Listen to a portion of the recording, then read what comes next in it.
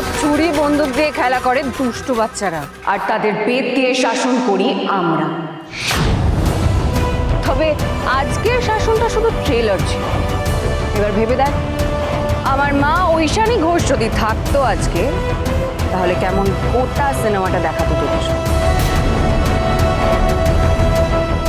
কি বলছিলি জানো? একটা মেয়ে হয়ে কি করতে পারি আমি?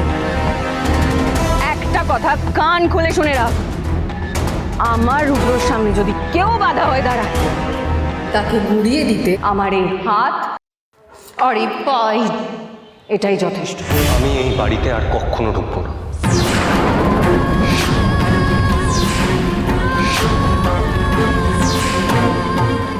মানে এই বাড়িতে ঢুকবে না মানে? এসব তুমি কি বলছো? যা শুনেছো ঠিকই শুনেছো, আমি এই বাড়িতে আর ঢুকবো না।